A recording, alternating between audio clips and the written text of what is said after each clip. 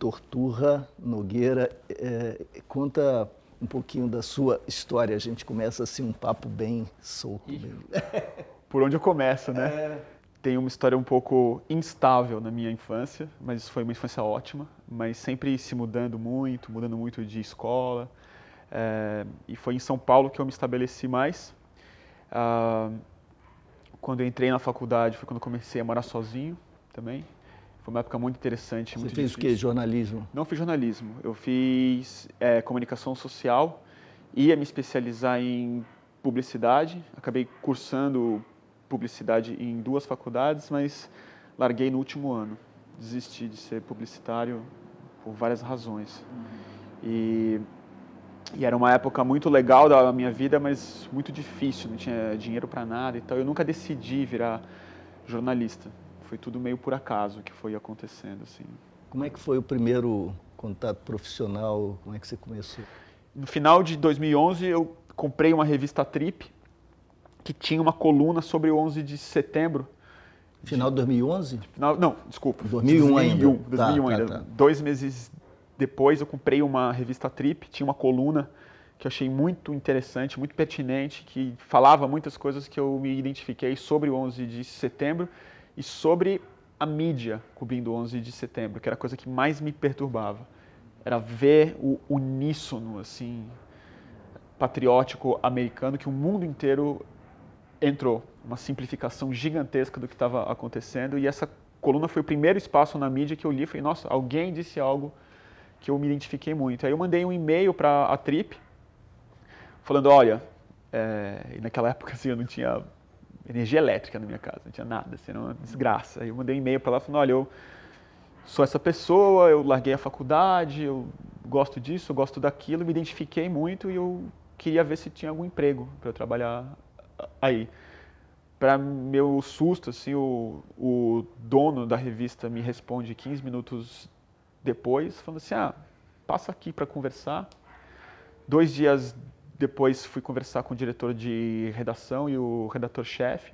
Eles foram com a minha cara e me contrataram para fazer coluna de música, para escrever sobre música, que era algo que eu entendia bem naquela época. Você toca algum instrumento? Eu era vocalista de uma banda, mas eu sempre fui muito apaixonado por música. Eu não era um bom vocalista, mas eu era um bom ouvinte. Uhum. Aí e a gente tinha vários discos em comum, favoritos e tal, entre eu e a redação ali. E havia essa vaga aberta recentemente por um cara que tinha saído. Aí você quer? Eu falei, só quero. Ganhava muito mal, mas eu agarrei a vaga como um bicho, assim, falei, não, é aqui que eu vou ficar mesmo. E aí eu comecei a frequentar muito mais a redação do que eu precisava, porque era um freelancer, era para ficar na minha casa. Mas como eu te disse, na minha casa não tinha internet, não tinha energia. Eu falei, bom, então eu vou ter que ir para a redação. E todo mundo era muito gente fina e eu comecei a sugerir pautas nas reuniões de pauta. Os caras, mas você não é repórter e tal, mas a Trip sempre foi muito experimental, sempre foi muito aberta. E aí eu fiz uma reportagem, eles gostaram muito. E aí aos poucos eu virei repórter. Sobre o que, Bruno? Olha, o primeiro texto que eu fiz, na verdade, não foi uma reportagem.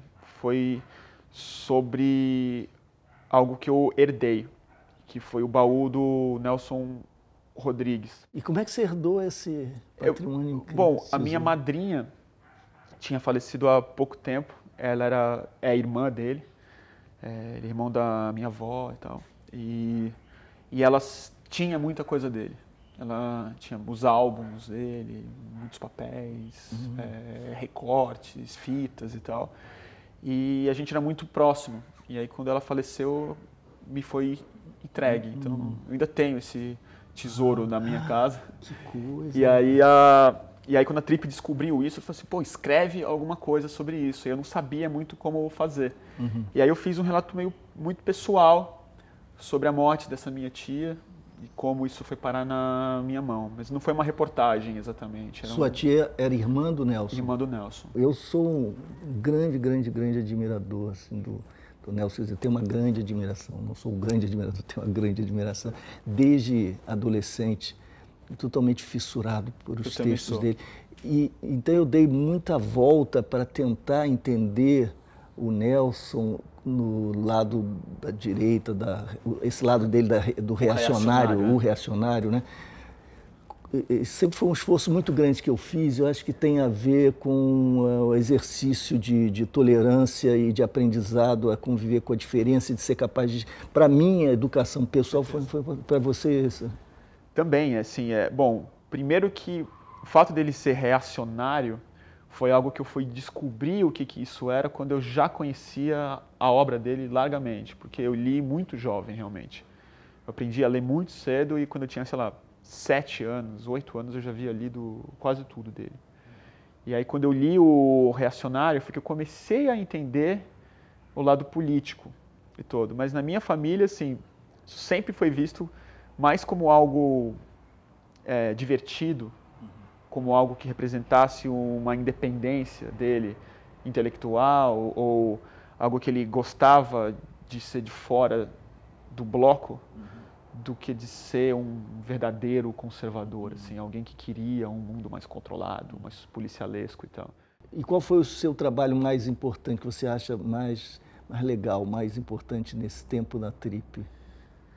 Eu acho que foi mais uma fase do que uma reportagem em si. Foi 2008, foi um ano, acho que o ano mais importante da minha vida, quando eu consegui, assim, mergulhar e realizar um sonho que eu tinha desde muito jovem, que era conseguir ter e investigar experiências psicodélicas, que sempre foi algo que desde que eu li sobre isso, eu falava, nossa, esse universo aqui tem alguma coisa que me interessa muito, mas eu nunca consegui ter essas experiências com drogas disponíveis ao meu alcance. E aí, em 2008, eu forcei a Trip a me mandar para o primeiro Fórum Mundial Psicodélico, que teve na Suíça, em Basel, quando poucas semanas antes do inventor do LSD falecer, o Albert Hofmann. E um dos meus sonhos era conhecer ele, entrevistá-lo. Fui para Basel e ali eu conheci pessoas que me forneceram LSD farmacêutico, LSD muito bem feito e tal. E aí eu tive uma experiência que transformou a minha vida absolutamente. É mesmo? Foi no último dia de conferência, aí na hora do almoço eu tomei e fui andar por Basel, fui na catedral, que era um lugar que eu sonhava ir, que foi onde o Jung teve um dos sonhos mais importantes dele. Onde ele teve o sonho ou não, objeto do sonho? Objeto do sonho dele. Que ele teve um sonho muito revelador na vida dele, que baseou muita coisa desde então. Mas antes da catedral eu fui para o Museu de História Natural, que era um dos lugares favoritos do Albert Hofmann. E aí eu tive essa experiência, para mim foi muito importante, porque encaixou muita coisa na minha vida. E parece que eu resolvi uma série de neuroses e coisas, mágoas que eu tinha, mas ao mesmo tempo eu fiquei um pouco absolutamente deslumbrado com a experiência e falei assim, agora eu preciso investigar isso daqui a sério. Eu sempre fui muito disciplinado assim sobre efeito de substâncias, eu nunca surtei na minha vida. E aí eu estava muito intenso e o único constrangimento que eu passava, público, que estava muito cheio, o museu, não estava nem muito cheio, mas só de ter gente já era complicado. É que eu chorava muito. Então imagino você olhando pássaro e se emocionando. Então eu vi as pessoas me olhando e eu olhando e falei, nossa, esse cara, pessoa, uma experiência aqui, comovido, o que aconteceu com esse cara? Isso aconteceu outras vezes da minha vida já, em museus. Eu lembro de uma vez que eu estava com uma amiga no zoológico de San Diego, que é um zoológico especialmente gentil com os animais. Então ele não é muito deprimente, assim. E aí eu lembro que a gente parou na frente de um aquário que tinha urso polares. Eles nadavam, pulavam, brincavam. Então a gente sentou na frente, a gente ficou aos prantos.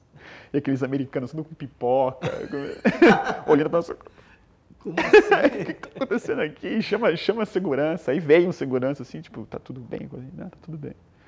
O LSD e os cogumelos, as experiências psicodélicas e tal, me mostraram. Não foi nenhuma conclusão minha. Era uma coisa óbvia que estava colocada. Que é a chave da evolução pessoal e coletiva e da felicidade pessoal e coletiva é você oferecer mais do que você pede em troca. É você oferecer mais ao mundo do que você exige dele, para você. E aí eu falei, como é que eu vou encaixar isso em quem eu sou, no meu trabalho, nas coisas que eu sei fazer.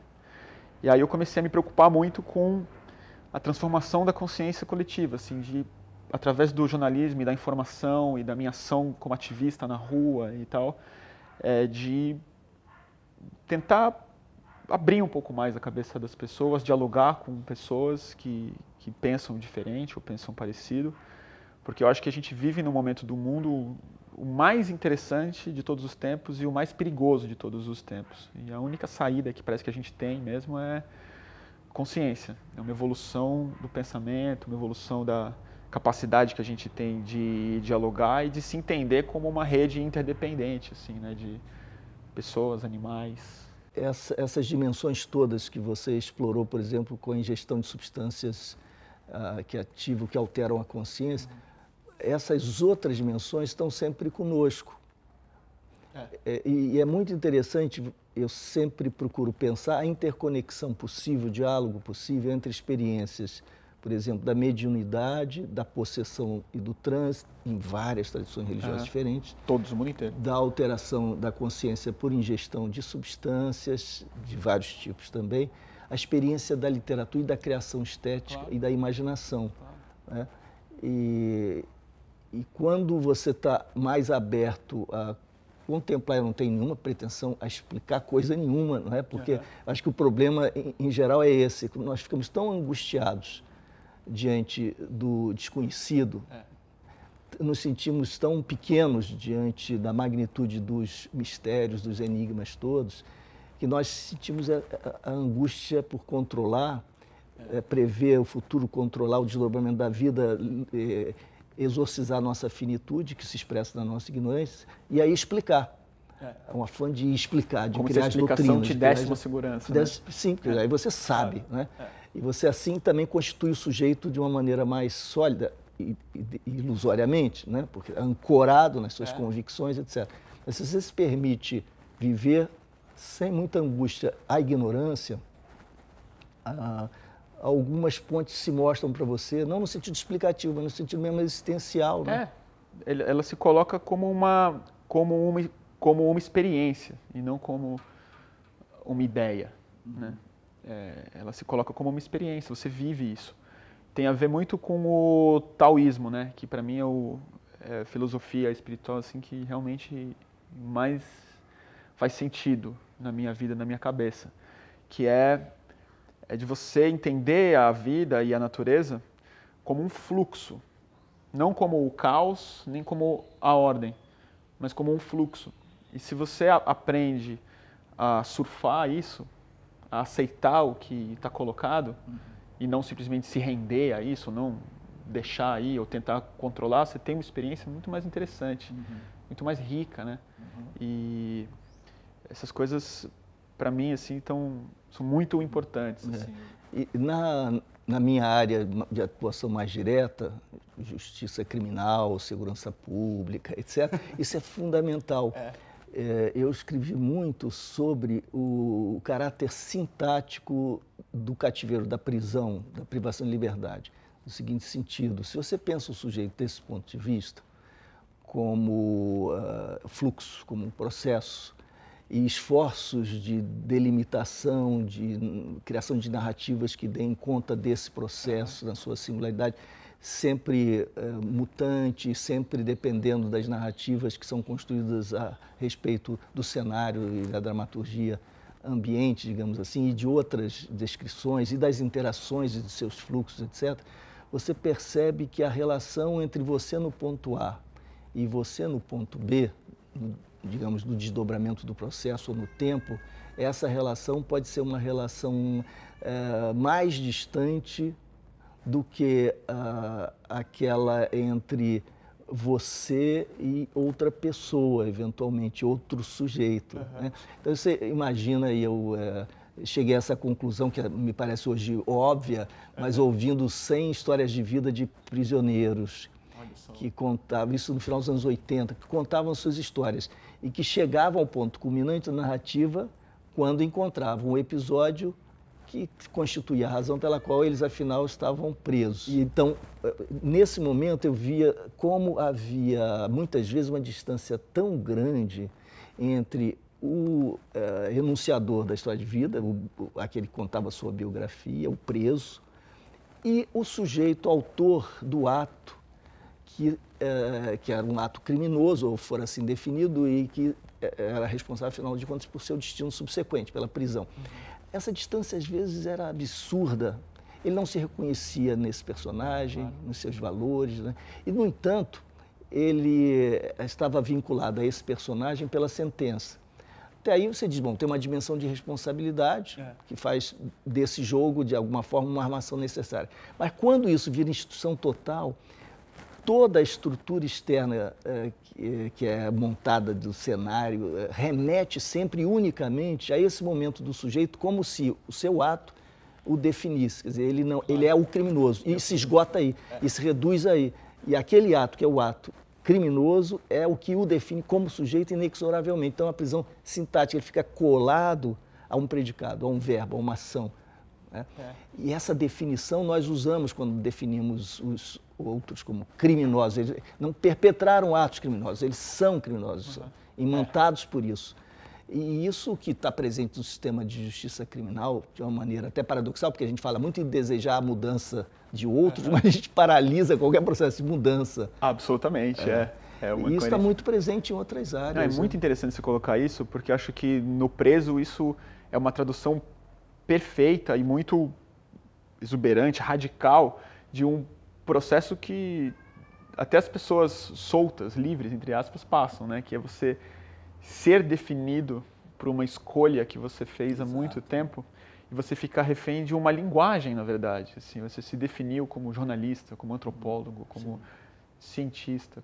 E eu vivo isso com uma frequência absurda hoje, que sem planejar, sem tentar, sem querer isso muito, de junho para cá eu acabei me tornando uma figura mais pública. E eu sou o tempo inteiro bombardeado com umas tentativas desse tipo, de rótulo, de me encaixar em alguma posição muito fixa, assim, do que eu faço, de quem eu sou, de qual que é a minha preferência política, de com quem que eu conversei, então me define e tal. E como é que foi esse salto pro mundo público aí? A gente está chegando na... Está chegando. Ele veio acontecendo devagar, assim, na verdade. Junho, evidente que precipitou tudo, né? Colocou um holofote gigantesco em cima do que a gente veio fazendo. Mas vem de alguns anos para cá, na verdade, deu aquilo que eu te contei um pouco, de chegar uma hora e decidir que eu precisava ir agir no mundo para me sentir um pouco, não só mais participante dele, mas para me engajar numa questão evolucionária, que eu acho que eu precisava fazer isso. Então eu fui um pouco mais para a esfera pública naturalmente, me envolvendo com o ativismo, com as redes, usando as redes para fazer isso. No primeiro momento através do antiproibicionismo, de uma reação política e ativista à repressão à marcha da maconha, que houve em São Paulo muito séria. Depois na construção de um canal de streaming, que foi a Após TV, que é a Após TV. E depois, a partir das eleições municipais do ano passado, nas ocupações da Praça Roosevelt, na articulação de coletivos, em tentar...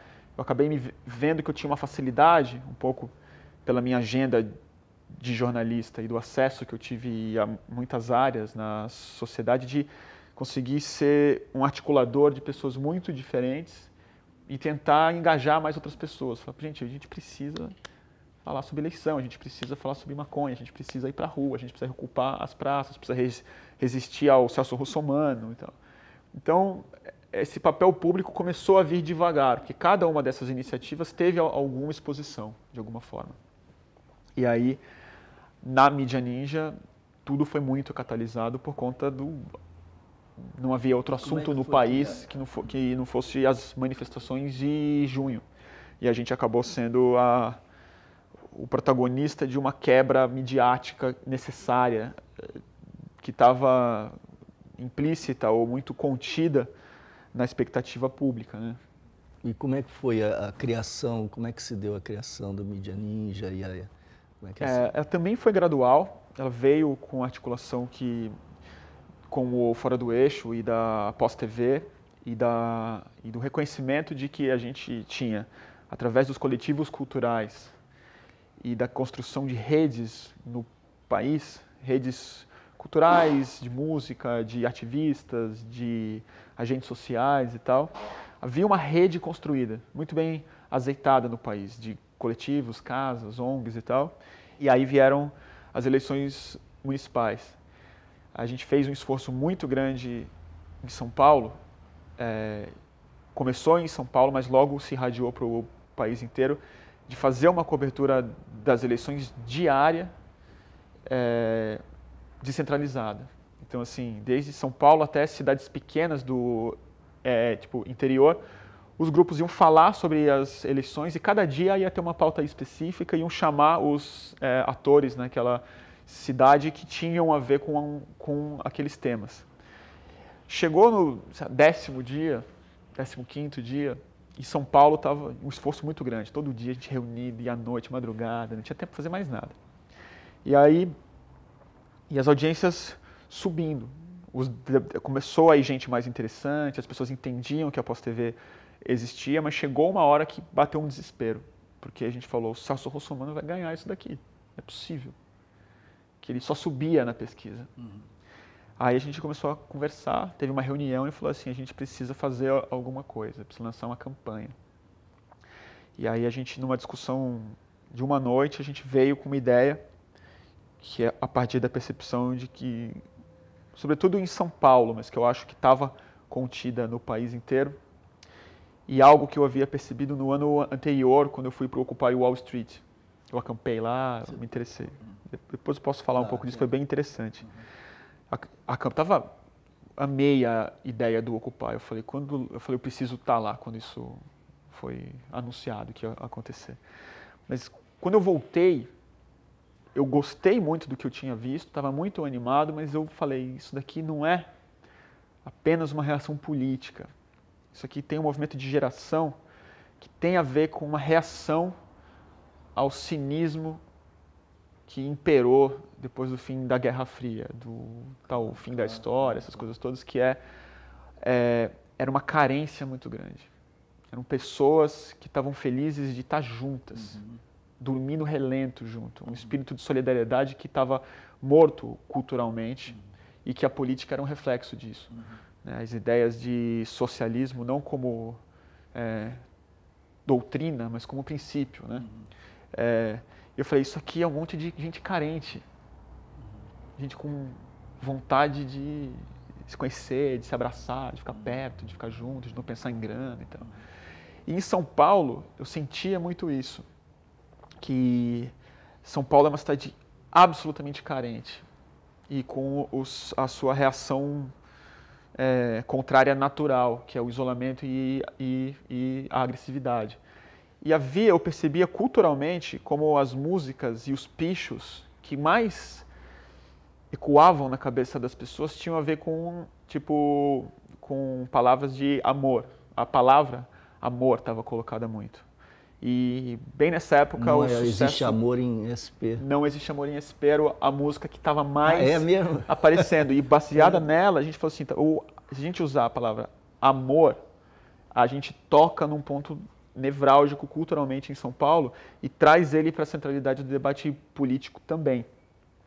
Porque também veio de uma outra percepção, de que a campanha do Celso Russomano, ninguém acreditava que de tão ruim que ela era, mas eu falava, ela está indo bem porque ele está apelando para a carência. Ele não brigava com ninguém, ele não discutia política, não falava de grana. Ele falava, como é que ele falava? Eu vou cuidar de você, eu vou cuidar da sua família. Você sabe que eu me preocupo com a sua família. Eu falei, esse cara tá indo nessa verve. Aí a gente fez um movimento chamado Amor Sim, Russomano Não. Coisa mais óbvia possível.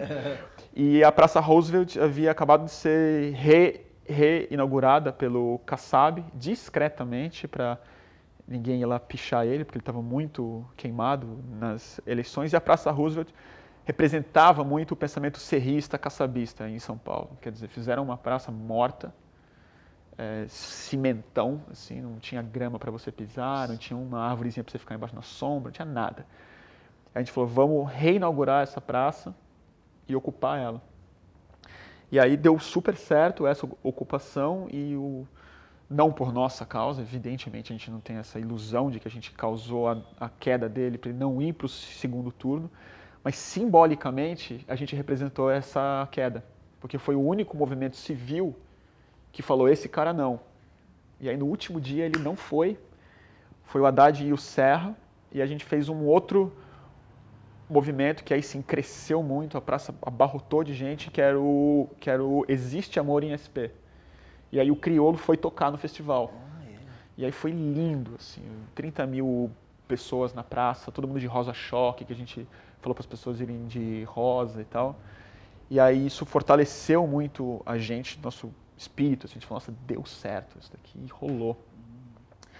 Gerou uma celeuma muito grande no ativismo de São Paulo, porque a esquerda mais arraigada, mais clássica, ficou muito enciumada e desqualificou a gente de toda forma, chamando a gente de classe média alienada, ultracapitalista, não tem projeto, não leu Marx e tal. É tão previsível, quanto o cimento. E aí eles foram com tudo para cima da gente, ao ponto de falar, aqui não é amor, aqui é rancor mesmo. Quer dizer, as pessoas levantando a bandeira do rancor, falando, não é possível. Vocês não intervieram pró-Haddad, vocês não fizeram esse movimento contra o Russomano. A gente contra o Russomano, e no segundo turno houve esse debate muito sério entre os coletivos todos que faziam parte, se agora vai ser amor sim, Serra não, ou agora vai ser algo apartidário e tal. Só faria sentido na minha cabeça que fosse apartidário. Pessoalmente eu fiz campanha pro Haddad, muita gente até hoje nos denuncia como, tipo, era uma campanha disfarçada pro Haddad e tal. Não era. Eu torci muito, fiz campanha pro Haddad e para mim, naturalmente, um movimento como aquele se identificava mais, representava mais uma plataforma que o Haddad oferecia. Mas eu disse isso pro próprio Haddad quando eu tive chance de conversar com ele sobre o movimento. Eu falei assim, olha, eu fiz campanha pro senhor, mas o Existe Amor em SP queria passar um recado que a gente espera que você compreenda e se paute por ele. E eu acho até que o Haddad, ele entendeu isso. Não que tenha virado uma política pública, que isso é muito cedo e muito mais complicado do que simplesmente ouvir o recado, mas eu acho que ele compreendeu pelo menos o que a gente disse. E tanto é que ele falou sobre o Existe Amor em SP no discurso de posse dele. O discurso de posse dele foi pautado nisso. Ele falou, senhor governador, convidados, antes do segundo turno houve uma manifestação na Praça Roosevelt chamada Existe Amor em SP, em que as pessoas disseram que querem uma cidade mais pública e tal. A gente falou, ele entendeu o recado. Que legal. Mas a partir disso, a gente fala, bom, o que a gente faz com isso agora, né? Eu não tinha nenhuma... Muita gente ainda acha que eu tenho pretensões políticas eleitorais, eu nunca tive.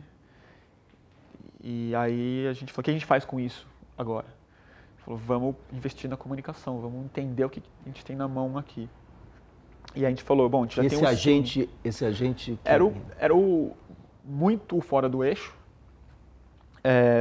E alguns atores, alguns outros coletivos e pessoas e ativistas que estavam na gênese desse processo do Existe Amor em SP, na construção. O Capilé, que é do Fora do Eixo, e as pessoas do Fora do Eixo. Tinha a Matilha Cultural, a Choque Cultural, muitos coletivos de São Paulo de arte, o Estúdio Lâmina, tem dezenas de pessoas. Tanque Rosa Choque, Bijari, artistas, músicos e tal. Muitas pessoas se envolveram mais, outras menos, outras se afastaram, mas a mídia ninja ficou sendo conspirada por essas pessoas e sobrou mais ou menos o Fora do Eixo, que assumiu mesmo a coisa da construção da mídia ninja. A gente fez um encontro que também pouca gente sabe que esse encontro aconteceu, ninguém lembra, mas a gente foi meio... foi meio cartomante, assim. A gente fez um encontro no final do ano, pós Existe Amor em SP, chamando as pessoas para fazer... Era uma conferência de rua. Eram debates, convidados e tal. Tinham 2 objetivos. Planejar 2013, do ponto de vista de ativismo de São Paulo, e discutir a mídia ninja. Um grupo de comunicação independente, nacional, que iria, a partir do ativismo, construir redações, espaços e tal para produção de comunicação. Esse encontro chamava Preliminares. 2013 vai ser foda. Que a gente já sabia, a gente sabia que 2013 ia ser foda. A gente não sabia como. A gente sentia que tinha uma eletricidade no ar assim impensável, que a gente falou, alguma coisa séria vai acontecer, a gente vai para cima. A ideia era a gente fazer uma acampada no meio do ano, que a mídia ninja ia acontecer, que a gente ia se conectar com os movimentos internacionais e tal. O plano era esse. Aí, é evidente que ele não é feito de uma hora para outra. Essa conferência foi muito boa, muito bem sucedida, eu acho. Mas muitas pessoas foram para os seus empregos, fazer suas coisas, e a gente ficou ali na questão da mídia ninja. A mídia ninja começou, a gente não veio a público com esse nome, a gente não tinha ainda uma página no Facebook, nada. A primeira vez que a gente aparece, que a gente funda uma página no Facebook, foi na cobertura que eu e o Felipe fizemos do Fórum Social Mundial na Tunísia.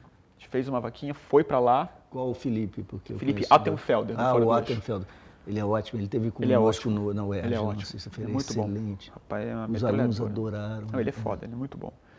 E a gente foi para Tunísia. A gente falou, vamos lá chegar como mídia ninja, vamos apresentar aqui, a gente vai fazer a mídia ninja e vamos falar com todos os movimentos e tal. E pra gente foi uma revelação, assim, ver o fórum e ver, assim, aquilo que pra gente foi uma referência muito grande há 10 anos atrás e tal, de estar muito desconectado. Infelizmente, eu digo isso, assim, eu falei, ainda está um esvaziamento aqui, está desorganizado, mas não pela desorganização, pela incapacidade de articular algo novo. Eu esperava muito ver o que o Fórum seria pós-Primavera Árabe, Occupy Wall Street, pós-redes sociais, obrigar a esquerda a se repensar e os movimentos sociais a se repensar. Parece o contrário, né, que o Fórum foi refluindo para o anterior à sua origem. E absolutamente refratário a esse espírito que eu chamo de rosa-choque, assim, que a gente usava na praça, mas que não é o vermelho mais, não é o preto mais do anarquismo. É uma cor mais berrante, mais contemporânea e mais emergente. Assim. E isso é outra coisa que eu até falo sobre esse conceito de emergência, que a gente tem um plano sobre isso secreto da mídia ninja. Aí a gente voltou do fórum, fez essa cobertura pela página da mídia ninja. E 2 meses depois, pouco antes de junho, em maio, as demissões das redações começaram, muito intensamente em São Paulo. Eu comecei E esse ano já? Esse ano, agora. Sim. E aí o que aconteceu? Eu já tinha acabado de fazer um blog meu que estava falando sobre os assuntos que eu gosto de falar. Eu queria fazer um blog para falar desses assuntos mais psicodélicos, transcendentais, que é o que eu gostaria de fazer no futuro próximo, que é o que eu acho que é o jornalismo sistêmico. Tentar juntar economia com espiritualidade, tentar juntar cérebro com internet e tal. Comecei a fazer umas experiências ali. E aí, essas demissões aconteceram. A Trip mandou um pessoal embora. Eu fui mandado embora nessa leva. Já estava esperando, não foi um susto. Mas eu tive uma experiência no fim de semana que eu encontrei com jornalistas da Folha e da Trip, que tinham sido despedidos, e com jornalistas que não tinham sido despedidos, dos mesmos veículos, na mesma semana. E aí, a percepção foi muito louca, porque eu já tinha visto outros passaralhos, né, o pessoal chama. E era sempre a mesma coisa. Quem era mandado embora ficava muito deprimido, o que eu vou fazer agora, não tem vaga. E quem ficava triste, mas assim, nossa, escapei, assim, meio preocupado e tal. E dessa vez era claro, assim, quem tinha sido demitido estava meio assim, falava, ufa, me obrigaram a repensar a minha vida. Agora eu tenho a chance de viajar, enlouquecer, montar meu café, tentar viver agora de outra forma, vou dar aula, vou bolar um curso e tal. E quem ficou estava assim, por que eu? Meu Deus, vou ter que trabalhar por 3, e preferia pegar meu fundo de garantia, meu Deus, danou-se e tal. E aí eu vi que tinha uma crise mais importante do que a crise financeira, que era a crise existencial do jornalista. E eu já estava muito incomodado com o seguinte fato, assim, de que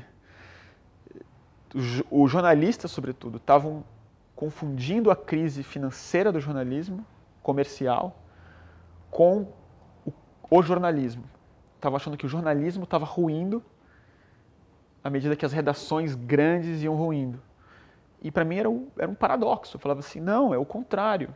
É muito triste ver gente sendo despedida, mas isso é o sinal de que há algo sendo fertilizado agora. O jornalismo precisa florescer numa sociedade hiperconectada, facilmente, com uma tecnologia que facilita muito o trabalho do jornalista e do mídia e do cinegrafista e do fotógrafo, cada vez mais barato, mais fácil, com mais qualidade, e com um mundo muito complexo, precisando ser entendido, e mais do que isso, com uma expectativa pública gigantesca por uma mídia confiável, por uma mídia nova, uma mídia fresca.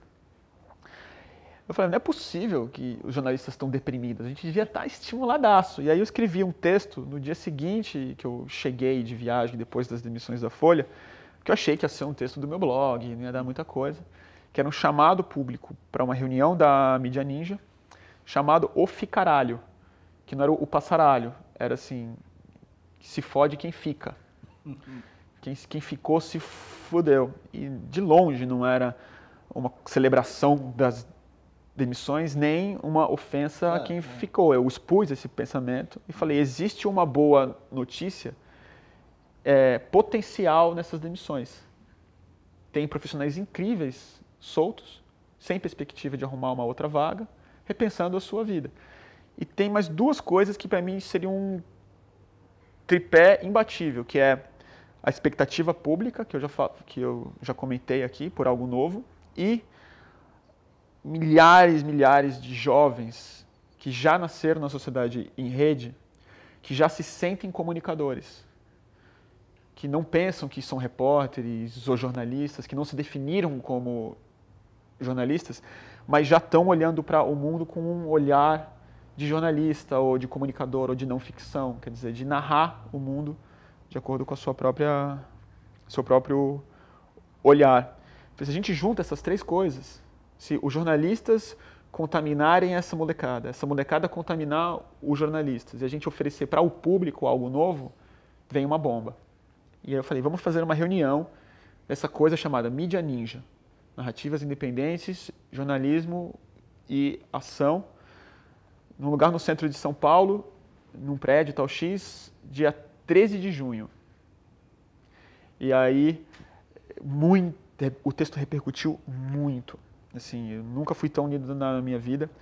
Muitos jornalistas, sobretudo os jovens repórteres da Folha, do Estado, das redações e tal, me massacraram, me detestaram, começaram a falar que eu não tinha mãe, que eu era um pelego e tal. Que isso? Eu também me pergunto. Que eu estava cuspindo no prato que eu comi, que então isso não, que o que eu tô falando, assim, que o que eu tô falando não é jornalismo e que eu sou, que assim me avacalharam. E uma outra rapaziada se identificou e falou, vamos aí. Então assim, a maior parte das pessoas se identificaram.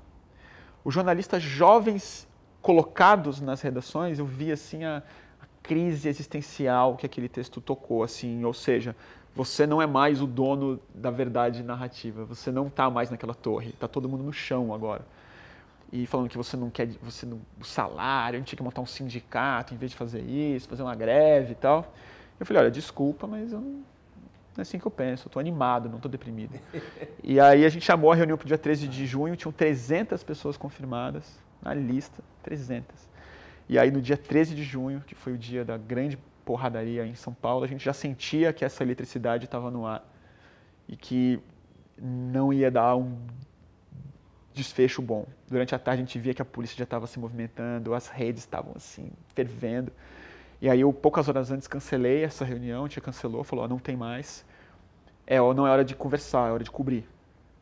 É hora de ir pra rua experimentar esse jornalismo ninja e tal.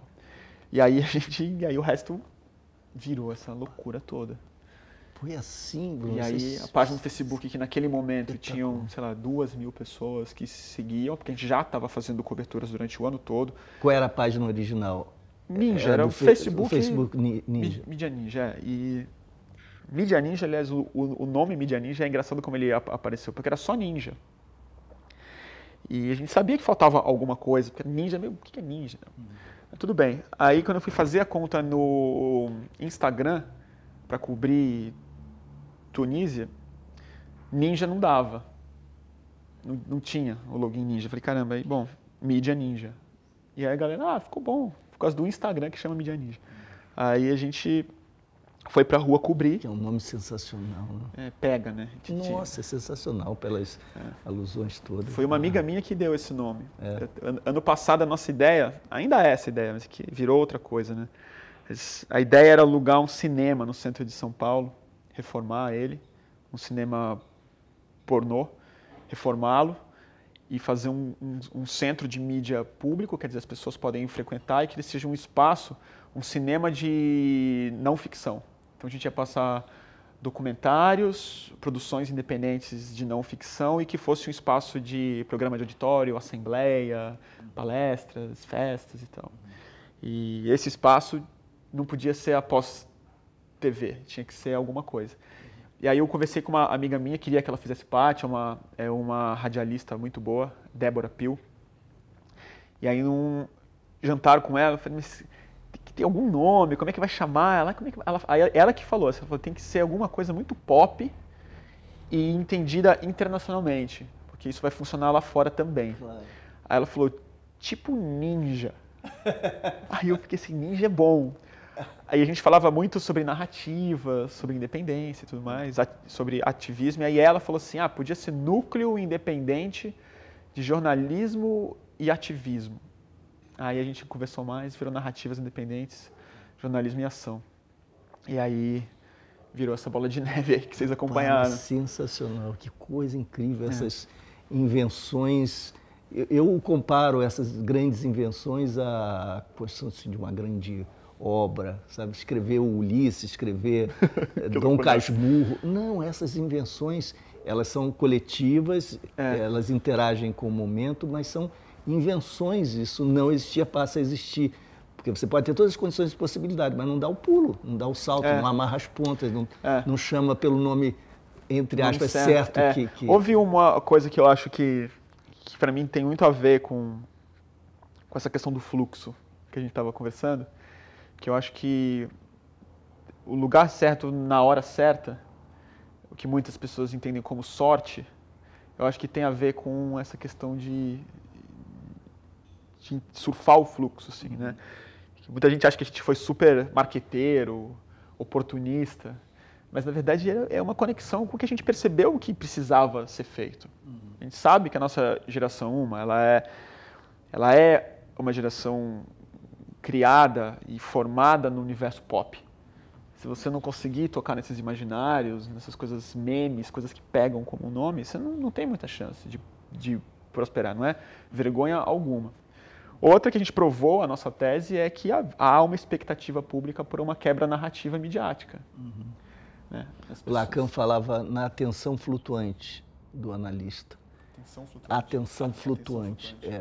Que é diferente de você se concentrar, focalizar algo, preparar, planejar, etc. É você se permitir uma abertura e uma disponibilidade. Está aberto mesmo. Né? E, ao mesmo tempo, é uma atenção, quer dizer, você não está apenas ali vagando indiferente, você está ligado para captar a conexão quando ela emerge e surge como possível, né? Então, você está com essa atenção flutuante, significa aberto, disponível, ativamente pensando, se dispondo a abrir-se, a conectar-se, aí emerge essa possibilidade. Tem bem a ver com isso mesmo, né? De a gente... de estar presente, né? De reconhecer o que você está, porque tem A frase do Cartola, que eu gosto muito, assim, que está no meio daquela música, ele fala: em pouco tempo não serás mais o que és, né? Que é uma coisa que eu aprendi antes, assim, não se defina agora para algo que você só vai conquistar daqui a muito tempo, porque quando você chegar lá, seu desejo pode ser outro. E a realidade também é assim. Não faça planos estratégicos, tudo bem, mas reconheça que ele pode mudar, você tem que trocar tudo a qualquer instante, né? Eu sempre penso pelo avesso, como na morte talvez a gente esteja mais disposto a aceitá-la, porque já houve uma espécie de movimento cúmplice da matéria em todos os níveis, de convergência para a inação, para a entrega, isso que se chama o esgotamento, a exaustão, que é um pouco o contrário. Não serás mais o que és. Hoje nós vemos a morte assim como o oposto dessa nossa energia, do nosso desejo, da nossa vontade. Mas não necessariamente nós estaremos assim nesse momento. Tomara que não. Pois é. Pelo menos a morte natural, aquela que se chama... A morte ideal, né? Assim, encerrar a sua vida de fato. O encerramento em que o desejo também se desliga, né? O ocaso da pessoa, da pessoa, né? O Occupy Wall Street, você teve lá. Então... Bom, isso foi assim, 2011, né? Foi um ano muito importante, assim, acho que as pessoas não entendem como 2011, eu acho, se conecta com junho de 2013, pelo menos em São Paulo. Foi quando as primeiras marchas chamadas pela internet exclusivamente, com movimentos mais espontâneos, emergentes, com uma outra estética, apareceram. E maio daquele ano foi o mês das marchas em São Paulo. Teve o churrascão de gente diferenciada, que foi muito divertido, muito importante. Churrascão de gente diferenciada. Você se lembra disso? Não me lembro, não. Acho que o Rio o pessoal não percebeu muito bem. Mas para mim ele ainda é mal compreendido. Ele foi um fenômeno que merecia ter umas reportagens sobre ele. Foi assim, saiu no UOL, acho que na quinta-feira, uma matéria sobre a possível construção do metrô em Higienópolis, o bairro mais nobre de São Paulo e tal, mais quatrocentão de São Paulo, assim. E aí tinha uma declaração lá de uma senhora de Higienópolis bem rica, assim, falando que ela era contra o metrô em Higienópolis, porque viria uma gente muito diferenciada no bairro. E esse termo, além de ser muito preconceituoso, ele virou um meme muito rápido, virou piada na internet, aquela coisa de internet. Né? Isso eu me lembro dessa história. Gente diferenciada. E aí, um cara que trabalhava na Folha, pouco depois a gente veio saber que ele trabalhava na Folha, fez um evento no Facebook, no fim da tarde daquela quinta-feira, chamado Churrascão de Gente Diferenciada em Higienópolis, na frente do shopping, como um happening, uma brincadeira, podia não dar em nada, na verdade. Sem brincadeira, em 1 hora, tinha uns 50 mil confirmados. Rapaz! Gênio, vamos lá, quem vai levar o quê? E aí no evento começou, eu vou levar uma piscina inflável, começou uma brincadeira da classe média mesmo, falando assim, vamos fazer uma farofa lá em Higienópolis, vamos fazer o churrascão de gente diferenciada. A imprensa começou a dar, ativista convoca churrascão para frente do sei o quê, e virou um rebu.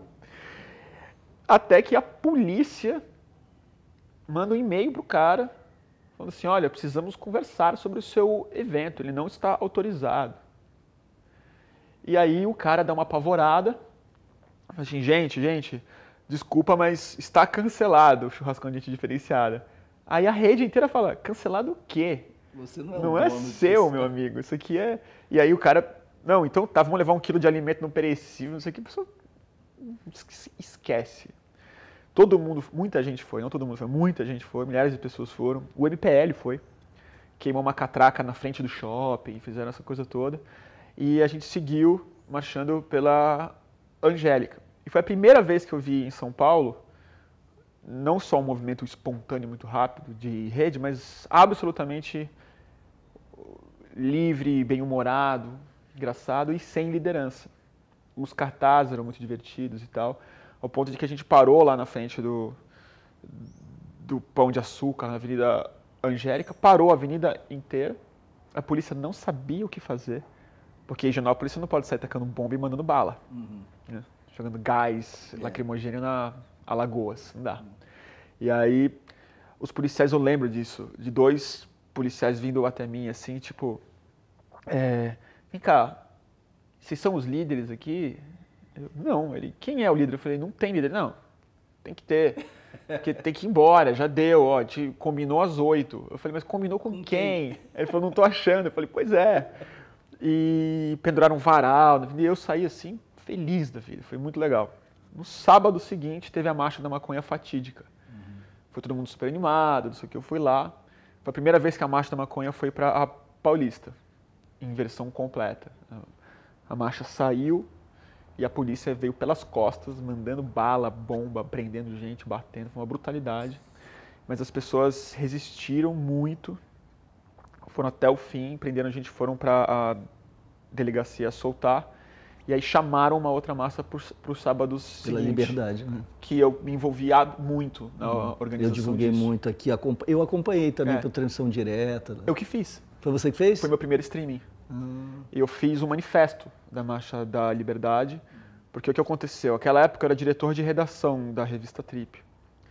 E chegou, eu voltei para casa, tinha respirado gás lacrimogêneo, estava revoltado, você sabe como irrita a violência policial. Voltei para casa e falei, eu vou escrever alguma coisa. E aí eu escrevi um textão grande e postei num blog que eu nem tinha. Eu fiz um blog, postei esse texto, botei no meu Facebook de madrugada e fui para a cama. Quando eu acordo, já tinha sido lido por 25 mil pessoas, até o fim daquele dia 60 mil. O texto assim viralizou. Mas e aí o Occupy que a gente... Então, aí isso foi o ano do Occupy Wall Street, só que ainda não havia chamado o Occupy. E aí eu estava muito de olho na Primavera Árabe, estava acontecendo já a fala inicial da Marcha da Liberdade, foi do Pedro, do Coletivo Dar, que foi o jornalista preso em São Paulo, que apanhou da polícia e foi preso no dia 13, acho, um pouco antes até, antes. Ele fez a fala de abertura e tal, e ele falou... Tunísia, estamos juntos e tal. E aí, lá pelas tantas, eu sempre tive isso na minha cabeça, porque eu sou muito ligado em política americana. Me interessa muito, assim, eu sempre li muito sobre isso e acompanho o noticiário americano. Eu estava absolutamente revoltado que os Estados Unidos não se levantavam, que a geração era um povo absolutamente cínico em relação ao que estava acontecendo com Wall Street, com essa coisa toda. E aí, eu sempre fui leitor da revista canadense Adbusters, que lançou essa campanha. Eles fizeram uma página falando assim, Occupy Wall Street, dia tal de setembro, em Nova York. Traga uma barraca. Era só isso que eles colocaram, uma revista do Canadá. Eu falei, nossa, incrível, tomara que isso dê certo. Comecei a falar disso nos meus streamings, avisar as pessoas que ia acontecer, ninguém estava percebendo que ia ter. E eu me planejei para ir para lá. Eu não consegui. Quando? Que mês era esse? Começou em setembro de 2011 e eu não consegui em setembro porque eu era diretor de redação, né? Tinha que fechar na revista Trip, eu não consegui me liberar. Mas eu fui o primeiro jornalista que fez um streaming ao vivo do Occupy. Eu me conectei com uma brasileira que estava lá e no segundo dia, terceiro dia, quando ninguém sabia o que estava acontecendo, a Pós TV fazia transmissões do Occupy. Eu conversava com ela mostrava a praça, aí eu consegui me planejar e fui para lá dia 15 de outubro, que foi quando chamaram acampamentos no mundo todo, que era o World Revolution que eles chamaram e tal. E foi o dia que Nova York parou mesmo. Foi quando a cidade inteira foi chamada para Times Square e tal. E eu cheguei nesse dia. E tinha muita gente mesmo? Muita gente. Parou Nova York. É mesmo? Foi lindo. Lindo, assim. Eu falei, nossa, isso aqui, o Império tá... Poxa, não é possível. Criando um sistema imunológico, assim. Eu falei, que maravilha. E foi muito inspirador, assim, ficar na praça, porque a energia das pessoas era muito boa, todo mundo era muito gentil, muito simpático. Eu sentia que havia ainda um pouco desse discurso anacrônico, um pouco sectário de esquerda, mas muito mais tolerante e aberto.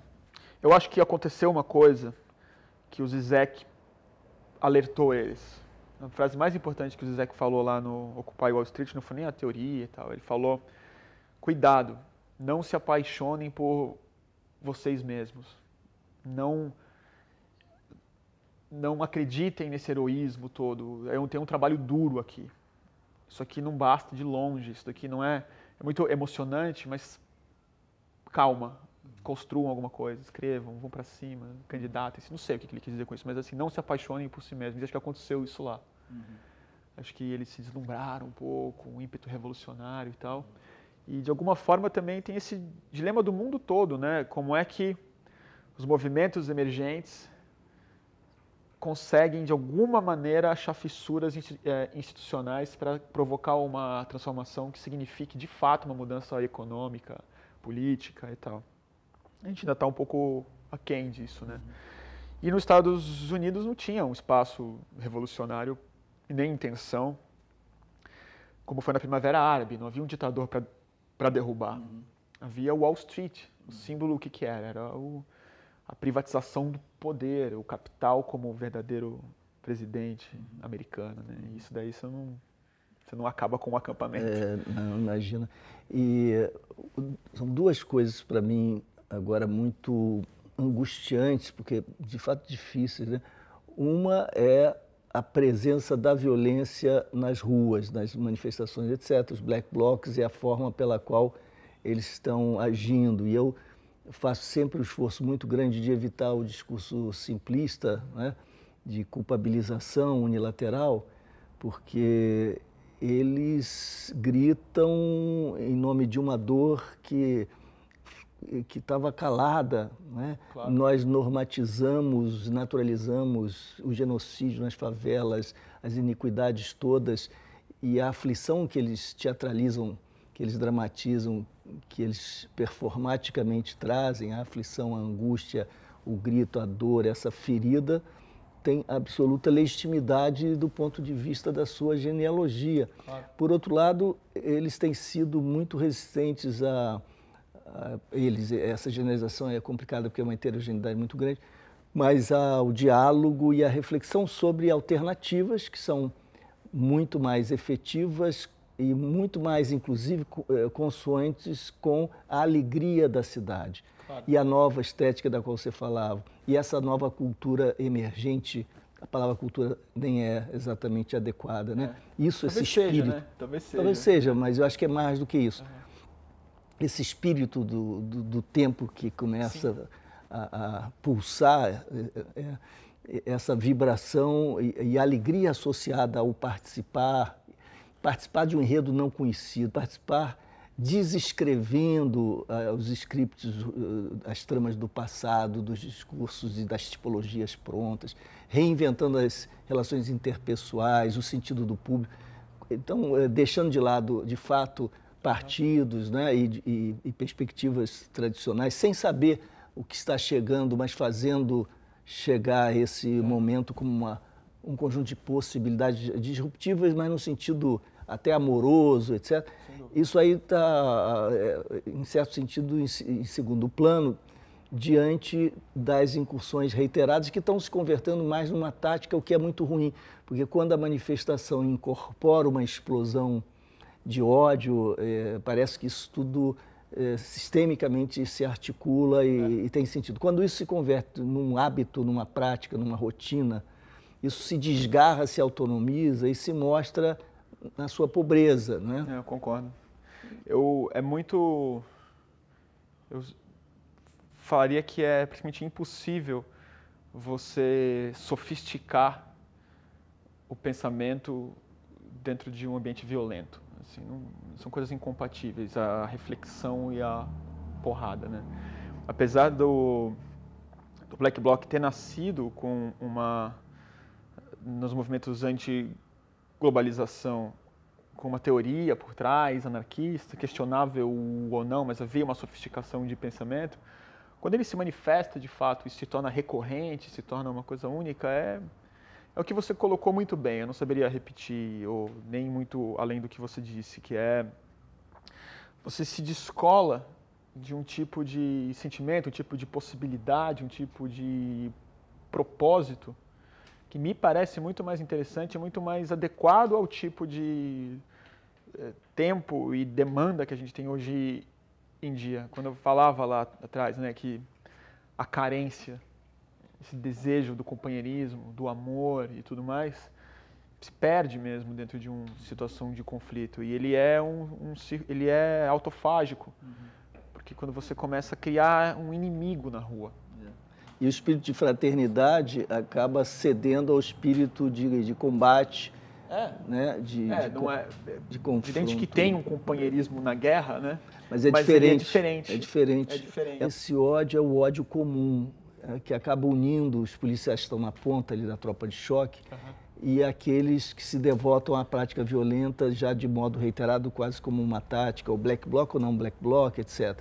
Porque é um ódio comum referido, entretanto, a fontes que não estão presentes e que, de certo sentido, até se beneficiam dessa guerra fratricida, porque essa guerra, não as máscaras, mas essa guerra mascara a fonte do atrito original, que é a base da genealogia até da legitimidade desse ódio, etc. Então, policiais e black blocs tinham que sentar com suas idiosincrasias, as suas biografias, eles são egressos das mesmas origens sociais, das mesmas áreas. E conversar, mais do que conversar, né? Se olhar nesse espelho, né? Quebrar um pouco a vidraça entre eles, assim, né? Não precisa nem conversar ou ficar amigo, mas tentar compreender um pouco mais e tentar... mas isso é triste, mas ao mesmo tempo um pouco previsível, um pouco natural diante de um ambiente muito complexo que emergiu depois de junho, né? Quando a Dilma fez o pronunciamento dela sobre reforma política e plebiscito, a bucha, não, o horizonte se abriu, mas caiu uma bucha no colo de todo mundo. E agora? Quem é a favor? Vamos lá? Então vamos lá. E aí? E aí que ninguém, aí achou melhor não, vamos de novo ver quem é o inimigo mais imediato para se combater. E é isso, quando você tem violência e tudo mais, a pessoa agora é isso, o Black Bloc se sente legítimo e, de certa maneira, tem uma legitimidade porque ele está sendo criminalizado de uma maneira extrema. E a polícia também se sente no direito de se defender violentamente, de ir para cima dos caras, porque eles se colocam como inimigos de fato da polícia. É uma situação sem saída, né? Igual ela se... E um governador como o Sérgio Cabral que... Puxa, aí é a hora do chamado estadista, né? Que é aquela pessoa acima do seu próprio interesse, que é capaz de pensar o comum, o público, baixando a bola. De se colocar como verdadeiro, como o papel do político, que é ser um representante, né? Ser um líder, é o que o livro do taoísmo também fala, né? O verdadeiro líder segue, né? Então, assim, ele precisa ouvir, sentar e responder a isso, fazer comentários mais interessantes e sofisticados, ou sai da cadeira logo de uma vez, ou a participação, coisa, eu sinto que é meio adolescente, sabe? Até escrevi numa entrevista para o Valor. Parece adolescente. Eu ganhei, dei um golpe, eles caíram, eles morderam a isca no Leblon. E eu vou te falar, para mim o Black Bloc, a polícia e o Cabral são representações físicas, analógicas de um processo que está acontecendo digitalmente na sociedade, né? Que é o fim do debate em nome do bate-boca. A sua opinião como a sua bandeira, não como algo flexível, algo que tem que entrar desarmado para o debate. As opiniões entram armadas, as pessoas entram para brigar, né? Um pouco por isso que essa é a minha maior decepção com o pós-junho. Talvez ingenuamente, muita gente fala, mas Bruno, você realmente acreditava? Eu acreditava que haveria uma politização muito saudável na rede. O Facebook, o Twitter ia virar um território assim de evolução de ideias muito maior do que realmente virou. Não que não tenha produzido muita evolução, e produziu. Mas eu acho que as pessoas não estão percebendo o quanto elas preferiram entrar num ambiente de guerra do que num ambiente de debate. Mas, Bruno, olha, um remédio veneno contra o ceticismo ou contra o desalento, um remédio otimista em relação a junho. Isso é verdade, mas, como você próprio disse, é verdade também tudo o que você observou nos movimentos que não começaram agora, mas que alcançaram agora outra qualidade. Se a gente olhar com a perspectiva tradicional, a gente pensa um movimento associado a outros que se desdobram em algumas consequências e efeitos, cujos resultados acabam impactando determinadas estruturas globais da sociedade e, se tudo correr bem, transformando inclusive a sociedade, o que nós somos, podemos ser, etc. É uma forma de pensar que faz todo sentido, não é para aposentá-la e eu nem teria para um modelo alternativo, né? Mas é um modo de pensar e de construir. E não necessariamente a vida é assim e a vida social funciona exclusivamente a partir dessa perspectiva. Há um outro modo de ver, que é não pensar do ponto de vista ou utilitário ou funcional ou teleologicamente orientado, quer dizer, orientado para finalidades. Claro. Valorizar aqueles momentos. Os momentos que nós vivemos, muitas vezes, não têm nenhuma consequência, mas eles mudam radicalmente a nossa vida. Com certeza. Veja, por exemplo, dois aspectos para os quais eu tenho procurado chamar a atenção e que eu acho que são interessantes. Um é que, de fato, o grande evento foi sequestrado, expropriado, apropriado pela população, né, pela sociedade, deslocado para a praça, para o centro das ruas, e alterando inteiramente a agenda, a previsão, os planos oficiais. Porque qual era o grande evento de 2013? Era outro, né? Era bem outro. Mas qual é o grande evento agora, você olhando retrospectivamente, o que vai ficar na história? Não é a Copa das Confederações, a vitória contra a Espanha. O grande evento é outro e, portanto, houve uma reinvenção, né, e uma definição de um novo protagonismo sem que tivesse sido necessário quebrar estádio nenhum. Você trouxe o jogo para o meio da praça e o jogo virou outro jogo, com outras regras e tal. Segundo, o Brasil me dava uma sensação de asfixia, claustrofobia, porque o Lula havia celebrado, abençoado a reeleição de Dilma em janeiro, se não me engano, na festa de aniversário do PT, se não estou enganado, lançando-a novamente para a presidência. E todos os analistas, com raríssimas exceções, tinham a convicção de que ela está certa. Inclusive as oposições se moviam já com essa suposição, era praticamente inviável imaginar qualquer alternativa. Então, independentemente do que se pense sobre Dilma, etc., não importa, o jogo estava jogado e não havia futuro, não havia incerteza, mas era uma segurança claustrofóbica. Sim. De repente, tudo se torna possível, o campo da incerteza se amplia, da indeterminação, da imprevisibilidade, e o seu contraponto, que é a liberdade, se afirma. Então, o protagonismo dos agentes humanos e a possibilidade de reinventar a história, a liberdade para agir, para produzir futuro, corresponde à incerteza e indeterminação. Mas é a história que, então, arrebenta a bolha. É a válvula da panela, né? Sai e você passa a respirar de novo e a imaginar alternativas, seja no campo do campo formal, institucional, seja no campo societário, né? Isso é muito estimulante também para a imaginação sociológica, para a imaginação de todos nós como agentes também individuais. Eu sinto muito isso na cabeça das pessoas. É isso que eu falo. Talvez na política institucional você não consiga ver um reflexo muito rápido, mas isso você nunca vai ver mesmo. Esse jogo é muito demorado. Mas o tanto de gente, de organização, de empresa, de veículos de comunicação que estão assim, o que eu faço agora? É meio, sabe, é o que você colocou, assim, a possibilidade de reinvenção, de algo novo ser feito e tal. Ou você chancela a neurose ou abre um espaço terapêutico, uma janela, não é? E muita gente se repensando mesmo, assim, o que eu vejo, assim, de junho para cá, de gente que realmente um efeito parecido assim com o que, sei lá, comigo aconteceu com 11 de setembro, que chegou e falou assim, eu não vou voltar para o normal, eu não admito, não vou mais procurar um emprego agora, eu vou tentar inventar algum jeito de viver, eu vou arriscar alguma coisa. Eu sinto que isso está acontecendo. Tem uma implicação cultural muito mais importante, talvez mais importante do que a política institucional a curto prazo. Sim. A única coisa que me preocupa, está colocado, é a realidade. E que talvez essa agitação toda tenha acontecido, infelizmente, perto demais do limite para filiação partidária, porque eu não vi emergir pessoas, lideranças que amadureceram o processo o suficiente para ter uma consequência nas candidaturas novas ano que vem. Eu espero que a gente consiga contaminar candidatos que já estão colocados para eles atenderem certos que é o tipos que é possível, que é o que é possível fazer.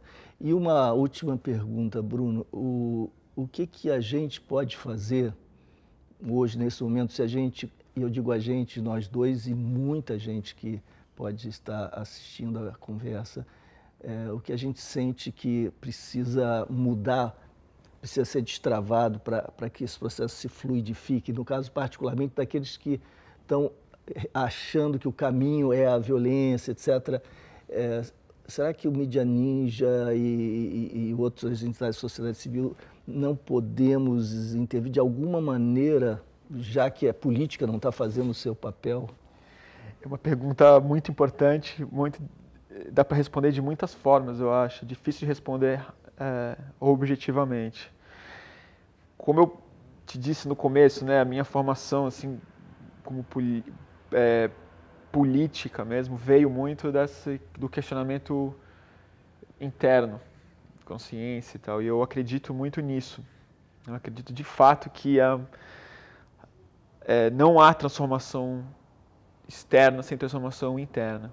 Eu não acho que a melhor coisa que eu poderia dizer para os manifestantes ou para quem está disposto de fato a lutar por um país diferente e se colocar em risco, que entenda que esse jogo de violência, esse jogo maniqueísta, esse jogo não necessariamente de violência, mas de extrema polarização, de choque frontal, ele é o mundo antigo.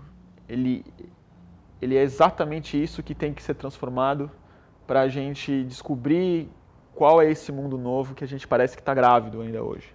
Né? Que o Eduardo Galeano fala disso, né? Naquelas acampadas espanholas. Ele fala: o mundo está grávido de outro, a gente não sabe que mundo é esse, a gente sabe que ele vai nascer. E eu só eu só quero fazer parte de uma revolução que significa uma revolução de mentalidade, de compartilhamento, de pessoas que têm um prazer de descobrir que elas estavam erradas, que têm prazer em mudar de opinião, mudar de tática, mudar de estratégia. Isso no nível existencial, né, do indivíduo e depois dos grupos, depois da ação que isso vira na rua. Eu concordo inteiramente, até porque a gente já viu o que acontece com o outro método e a outra perspectiva. A gente já viu muitas vezes na história. Não é novidade. E a transformação pessoal mesmo é muito importante. Isso não tem receita, né? Cada um sabe por onde seguir. Eu acho que tem um caminho sim coletivo, tem algo conspiratório a ser feito pela sociedade toda. E eu tenho conversado muito sobre isso com algumas pessoas. Uma é a gente tentar, eu insisto, voltar para esses princípios do amor e da comunidade e da interdependência da sociedade, das pessoas, umas das outras. Como isso vai se tornar uma campanha, alguma coisa, eu não sei.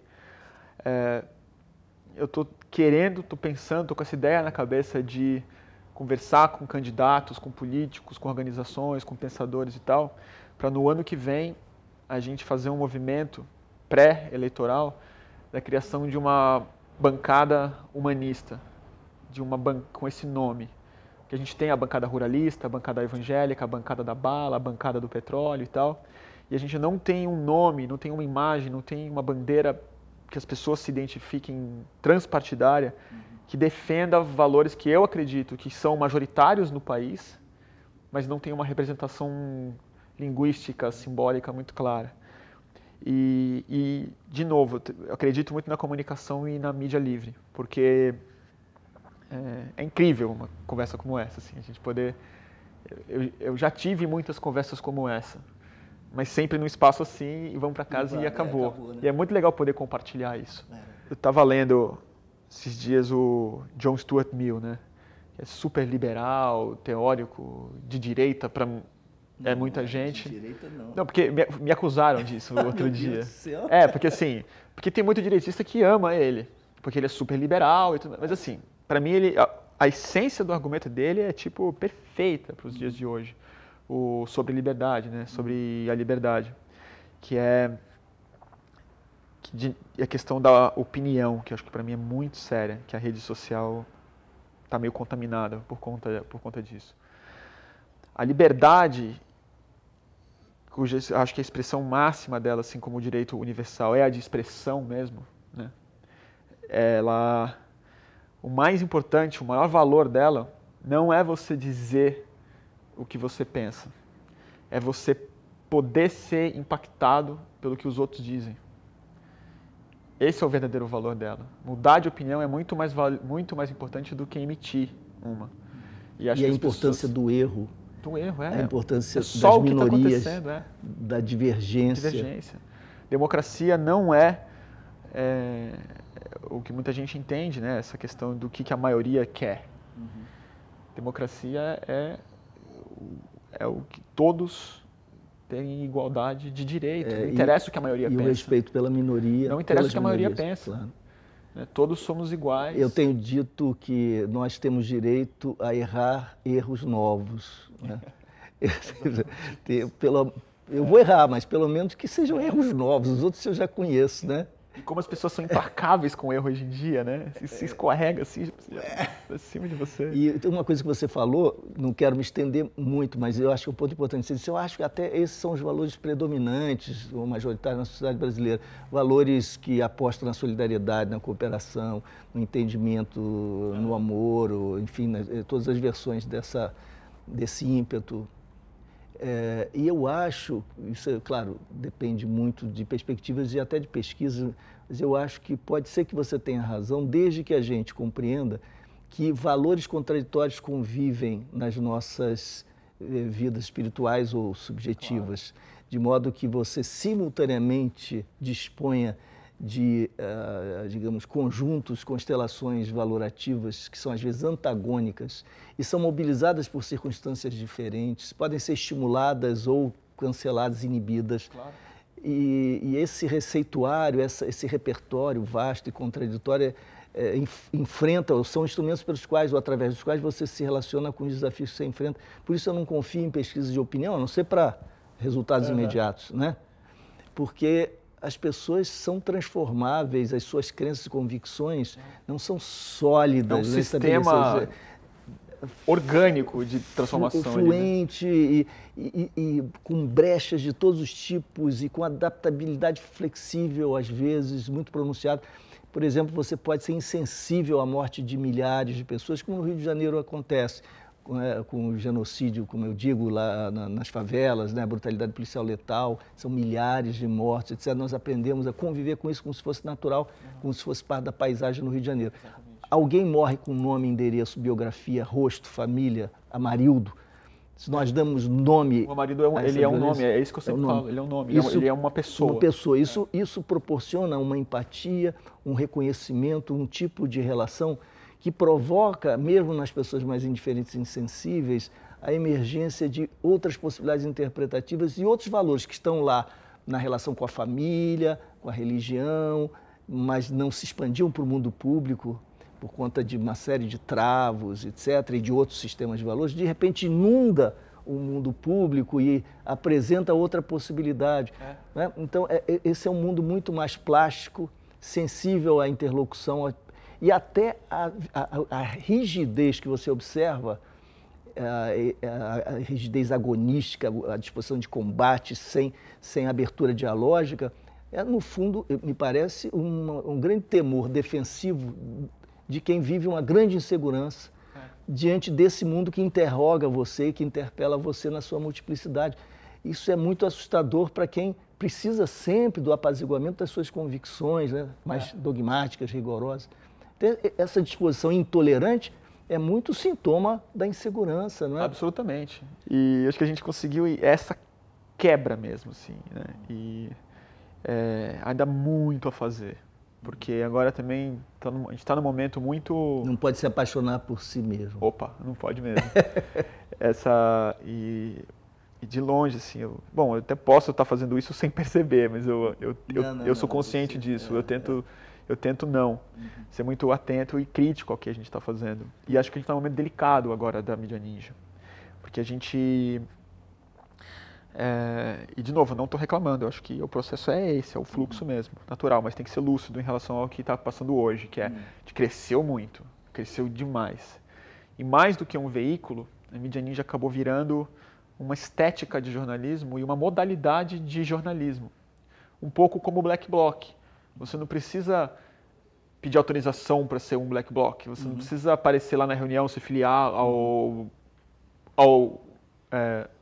Black Bloc e galgar passos para se tornar pode tacar o coquetel Molotov.